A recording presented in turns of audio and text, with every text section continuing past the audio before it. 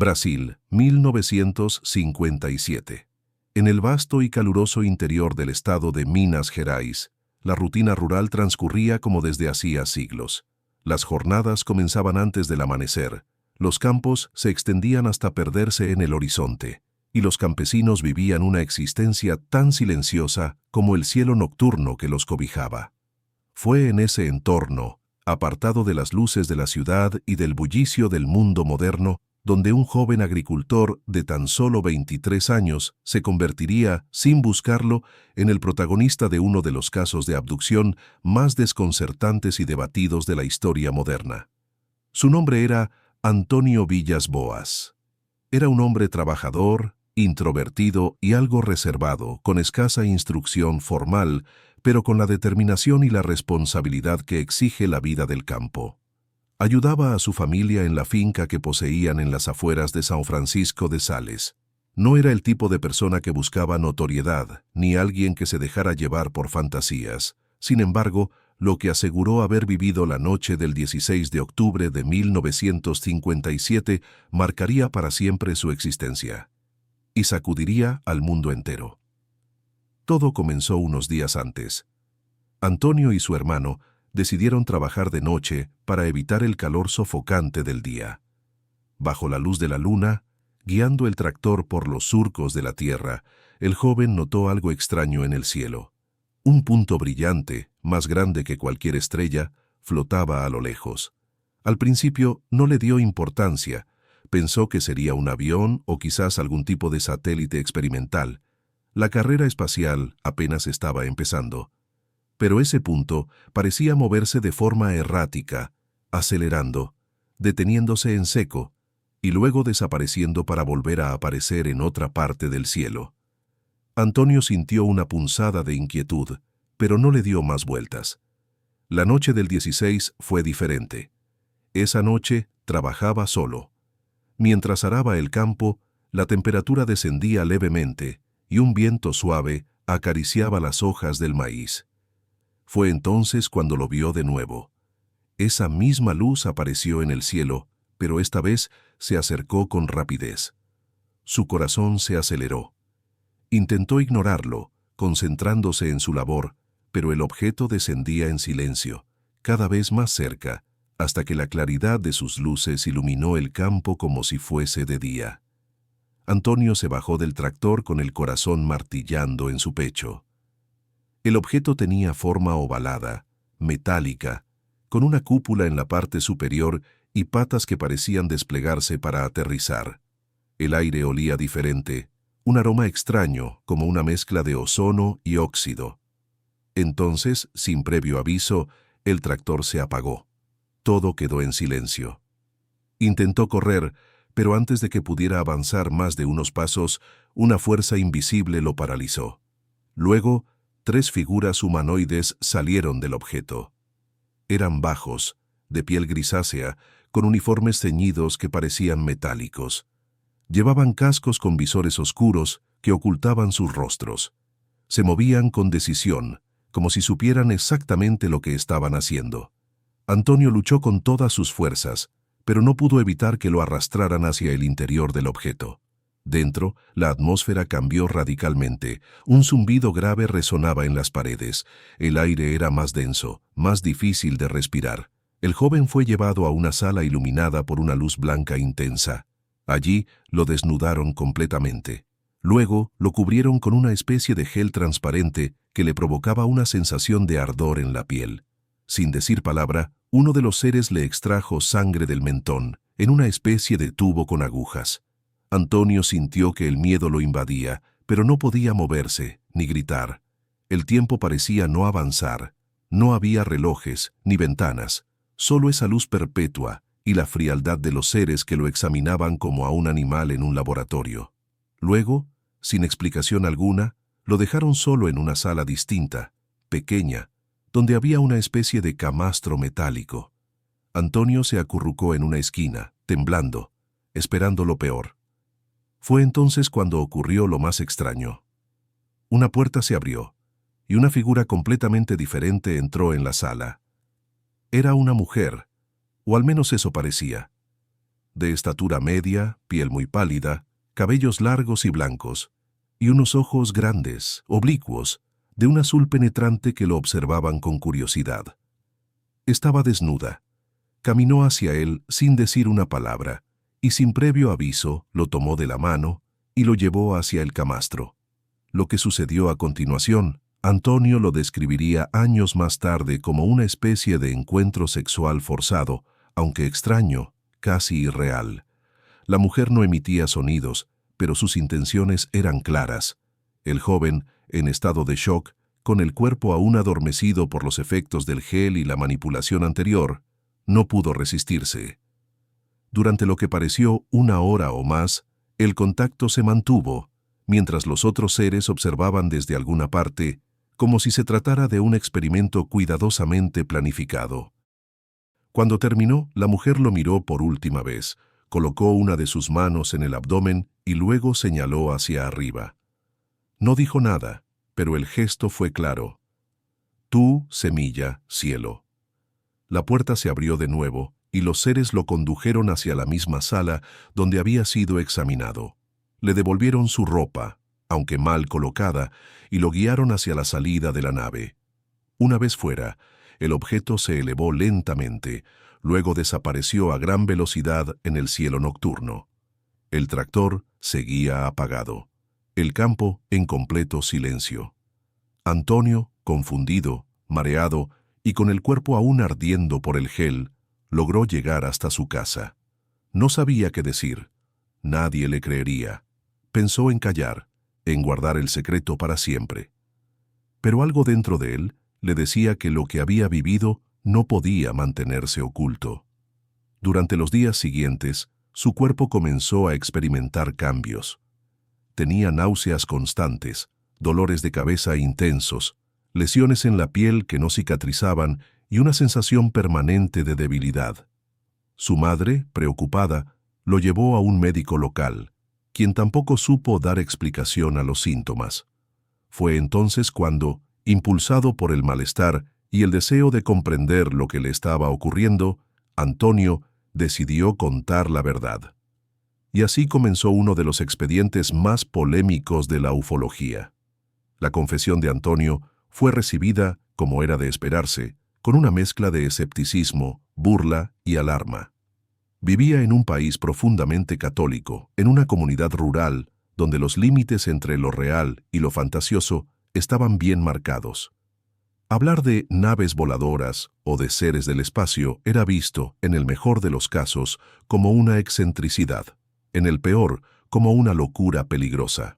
Sin embargo, el joven no estaba dispuesto a retractarse. Fue su hermano quien, preocupado por el deterioro físico y mental que Antonio sufría, tomó la iniciativa de escribir a un periódico local. En aquella época, la atención sobre objetos voladores no identificados iba en aumento en todo el mundo. Apenas unos meses antes, la Unión Soviética había lanzado el Sputnik, el primer satélite artificial, lo que intensificó el interés y también el miedo por lo que pudiera venir de allá arriba. La carta llegó a manos del periodista y ufólogo José Martins, quien se sintió intrigado por el relato. Martins contactó a un médico de renombre en Sao Paulo, el doctor Olavo Fontes, miembro de la APRO, Aerial Phenomena Research Organization, una de las organizaciones más serias que investigaban fenómenos ovni en todo el continente. Fontes accedió a examinar a Antonio personalmente. Cuando lo vio por primera vez, el médico quedó sorprendido por el estado del joven. Su piel estaba cubierta por marcas rojizas, pequeñas úlceras que parecían quemaduras leves. Su salud general era frágil y sus ojos reflejaban un trauma reciente y profundo. Durante horas, Antonio relató, con precisión quirúrgica y sin contradicciones, cada minuto vivido dentro de aquella nave. El nivel de detalle era sorprendente, desde el olor metálico del interior hasta la estructura del camastro donde lo habían depositado, pasando por la descripción del aparato que le extrajo sangre o del gel que le cubrió el cuerpo. Pero lo que más impactó al doctor Fontes fue la absoluta convicción de Antonio. No había duda ni vacilación. No parecía buscar fama ni dinero. Al contrario, estaba visiblemente angustiado, como alguien que solo desea entender qué le había pasado y recuperar su vida anterior. Fontes realizó numerosos análisis médicos, detectó una leve irradiación en la piel del paciente, una alteración de glóbulos blancos y signos que podrían asociarse con exposición a radiación ionizante. No había tecnología conocida en la región que pudiera explicar esos síntomas. El tractor no presentaba fallas mecánicas aparentes, pero su batería se había descargado por completo de forma inexplicable.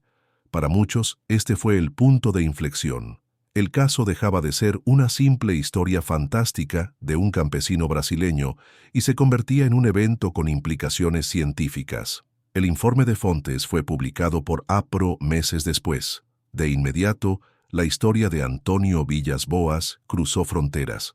En Estados Unidos, los principales investigadores de ovnis comenzaron a seguir el caso con atención. Lo llamativo no era solo la abducción, sino el elemento sexual, un aspecto que lo diferenciaba de la mayoría de testimonios anteriores. Era, según muchos estudiosos, el primer caso documentado de reproducción asistida extraterrestre. Pero no todos estaban convencidos. La prensa brasileña, al enterarse del caso, se abalanzó sobre Antonio. Lo llamaron loco, embustero, incluso pervertido. Algunos aseguraban que todo era un montaje para llamar la atención. Otros sugerían que se trataba de una alucinación inducida por pesticidas o fiebre, y unos pocos más maliciosos llegaron a insinuar que todo era una fantasía sexual disfrazada de ciencia ficción. Antonio, sin embargo, no se desmoronó. Durante años se negó a conceder entrevistas. Volvió a trabajar en el campo, se alejó de los focos y trató de reconstruir su vida. Pero el peso de lo vivido nunca desapareció. Sus sueños estaban plagados de luces, de miradas azules, de aquel vientre pálido que le señaló el cielo. Su cuerpo se recuperó, pero su mente quedó marcada para siempre. A medida que pasaban los años, otros casos similares comenzaron a surgir en distintos puntos del planeta. En Estados Unidos, el matrimonio Hill afirmó en 1961 haber sido secuestrado por seres extraterrestres. Su relato también incluía exámenes médicos, luz intensa y pérdida de memoria temporal. Pero lo más inquietante era que, sin haber conocido jamás el caso Villas Boas, los Hill describieron elementos casi idénticos. Esto reavivó el interés en el joven brasileño. A mediados de los años 70, los investigadores retomaron el contacto con Antonio. Esta vez fue el reconocido ufólogo francés Jacques Vallée quien quiso hablar con él. Villas Boas accedió con una sola condición: que su nombre real no se hiciera público. Ya había sufrido suficiente. Durante esa conversación, reveló algo más. Un detalle que había omitido en sus primeras declaraciones. Después de aquel encuentro, durante semanas, sintió que lo estaban observando. En los campos, al anochecer, notaba sombras que no estaban allí al mirar 2 veces. Escuchaba un zumbido lejano, como el que resonaba en la nave, y más de una vez creyó ver una figura femenina, pálida, entre los árboles, como si hubiera quedado marcada, como si ella lo estuviera buscando o cuidando. Estas afirmaciones desconcertaron incluso a los más abiertos al fenómeno. Había sido un experimento de fertilización. ¿Era Antonio el padre de una hibridación interespecies? ¿O todo fue una visión inducida por tecnologías que aún no comprendemos? No había respuestas, solo preguntas. Y Antonio, al igual que tantos otros contactados, quedó atrapado entre 2 mundos: el terrenal, que lo ridiculizaba, y el desconocido, que lo usó y luego lo dejó solo. En 1980, finalmente, decidió contar toda su historia en una entrevista grabada. Esta vez sin ocultar su identidad. Ya era abogado, tenía una familia y decía haber hecho las paces con lo ocurrido. Afirmó que jamás se retractaría, que no tenía nada que ganar con mentir, que si lo hubiera inventado, habría construido algo más glorioso. No una experiencia que lo atormentó durante décadas. Ese testimonio se convirtió en una de las piezas más citadas dentro del estudio del fenómeno ovni. Fue entonces cuando los investigadores comenzaron a ver un patrón más amplio. Los casos de abducción no eran incidentes aislados, sino parte de una red compleja de sucesos que compartían características específicas. Antonio Villas Boas fue, sin quererlo, un pionero. El primer testigo en describir no solo un secuestro, sino un contacto íntimo, clínico y casi ritualizado con seres ajenos a nuestra especie. Su relato no se desvaneció con el tiempo, al contrario, ganó fuerza a medida que nuevas voces, desde distintas partes del mundo, repetían escenas similares. Y aún así, lo más perturbador no era lo que dijo, sino lo que nunca pudo explicar del todo: el gesto de aquella mujer señalando su vientre y luego el cielo. ¿Qué significaba realmente? ¿Fue un mensaje, una amenaza, una promesa? Los años pasaron, y con ellos, el caso de Antonio Villas Boas fue adquiriendo un aura casi mítica dentro del universo de la ufología. Cada nuevo testimonio de abducción en distintas partes del planeta reforzaba su historia. Pero mientras la comunidad internacional debatía sobre la posibilidad de una hibridación extraterrestre, Antonio seguía su vida, intentando mantenerse lejos del ruido. Había formado una familia, se había graduado en Derecho y ejercía como abogado en una pequeña ciudad, con la intención de olvidar, o al menos enterrar, todo lo que había vivido aquella noche en los campos de Minas Gerais. Pero algo seguía latiendo en lo más profundo de su memoria. No se trataba solo de pesadillas o recuerdos fragmentados. Era una certeza silenciosa, un presentimiento, una especie de intuición que lo acompañó durante toda su vida adulta. Algo quedó incompleto. Algo, allá afuera, aún lo vinculaba a esa experiencia. Durante la década de los 90, cuando los medios comenzaron a interesarse de nuevo en antiguos casos OVNI, Antonio fue contactado por varios documentales extranjeros. Esta vez, con más respeto que burla. Él accedió a hablar, pero siempre con la misma serenidad. Nunca dramatizó, nunca buscó sensacionalismo. Repetía su historia sin agregar adornos, sin exageraciones, y cada vez que alguien le preguntaba si creía haber sido padre de algún hijo híbrido, simplemente respondía: no lo sé, pero tampoco puedo negarlo. Era esa ambigüedad lo que más desconcertaba a los investigadores. No parecía ser el discurso de un mentiroso, ni el del fanático obsesionado con los ovnis. Más bien, era la voz de un hombre que había visto demasiado y que había aprendido a vivir con lo inexplicable. Uno de los aspectos más inquietantes del caso Villas Boas fue lo que quedó fuera del relato público. Décadas después de su experiencia, en una conversación privada con un periodista brasileño de confianza, Antonio confesó que en una ocasión, años después del incidente, soñó con una habitación blanca iluminada por una luz tenue. En ese sueño, él estaba sentado en un banco metálico, mientras una figura femenina, aquella misma mujer de ojos azules, caminaba entre 5 pequeños seres de piel gris clara y ojos enormes. Eran niños. No hablaban, pero lo miraban con intensidad. La mujer se acercó, colocó una mano sobre su hombro y susurró algo ininteligible en su oído. Luego, señalando a los niños, pronunció una sola palabra que Antonio sí logró entender, en un idioma que no era portugués, pero que resonó en su mente con claridad. Tuyos. Se despertó cubierto en sudor, con un zumbido agudo en los oídos que tardó horas en desaparecer. ¿Fue un sueño? ¿Un recuerdo reprimido? ¿O una forma de contacto posterior que su mente no pudo procesar conscientemente? Sea como sea, Antonio nunca volvió a hablar de ello en público. Con el paso del tiempo, los estudiosos del fenómeno comenzaron a encontrar un patrón alarmante. Personas que aseguraban haber sido abducidas reportaban síntomas similares, tanto físicos como psicológicos. Pero lo más curioso era que muchas de ellas, sin conocerse entre sí ni haber leído sobre el caso Villas Boas, describían encuentros sexuales con entidades no humanas. ¿Era esto una simple alucinación colectiva? ¿O un fenómeno real que las autoridades y la ciencia se negaban a enfrentar? En 1991, Antonio Villas Boas murió a los 56 años, víctima de una enfermedad respiratoria que, para algunos, pudo estar relacionada con aquella exposición a sustancias desconocidas dentro de la nave. Su fallecimiento no ocupó titulares ni provocó homenajes públicos. Pero para los que estudiaban su caso desde hacía décadas, fue como cerrar un capítulo inquietante de la historia humana.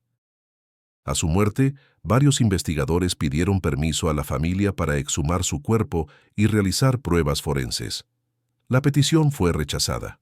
Su esposa declaró que Antonio ya había sido lo suficientemente utilizado en vida y que merecía descansar en paz. Y así, su historia quedó grabada en los anales del misterio como un eco persistente en la conciencia colectiva de quienes buscan respuestas más allá de la comprensión humana.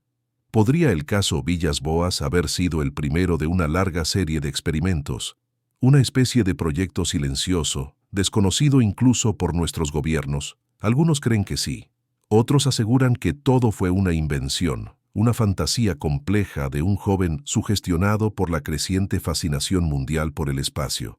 Pero esa teoría se desmorona cuando uno examina fríamente los hechos. En 1957, los conceptos de abducción extraterrestre y contacto sexual con alienígenas simplemente no existían en el imaginario popular. Antonio no tenía libros, no tenía televisión y su contacto con los medios era mínimo. Inventar una historia como la que relató, con detalles tan específicos que luego serían reportados por cientos de testigos en otros continentes, habría sido imposible sin una fuente previa de inspiración. Entonces, la pregunta persiste: ¿por qué él? ¿Por qué Antonio? ¿Fue elegido al azar? ¿Fue parte de un programa que seleccionaba individuos con ciertas características genéticas? ¿O simplemente fue el primero en atreverse a contar algo que muchos callaron por miedo? Lo cierto es que, tras su experiencia, Antonio jamás volvió a ser el mismo. Cambió sus hábitos, se volvió más introspectivo, más espiritual, aunque nunca adoptó posturas esotéricas. No hablaba de naves de luz ni de hermanos cósmicos. Su relato siempre fue frío, clínico, como el que haría una víctima de abuso que intenta recordar sin revivir el trauma. Y quizás eso sea lo que más fuerza le dio a su testimonio. A día de hoy, investigadores de todo el mundo siguen estudiando su caso. Se han realizado documentales, tesis universitarias, programas de radio y series dedicadas exclusivamente a entender lo que ocurrió aquella noche en los campos de Brasil. Algunos incluso aseguran que los descendientes de Antonio podrían haber heredado algo más que su ADN, tal vez una conexión invisible con aquello que vino del cielo. Pero esa es otra historia. La de Antonio Villas-Boas es, en sí misma, una advertencia silenciosa. Lo desconocido no siempre es fantasía. A veces se presenta en las formas más inesperadas, en lugares remotos, bajo cielos aparentemente tranquilos, y deja marcas profundas, no solo en la piel, sino en la memoria colectiva de toda una especie. Porque al final, lo que vivió Antonio no fue simplemente una abducción, fue un encuentro. Y los encuentros, cuando son verdaderos, cambian para siempre a quienes los experimentan.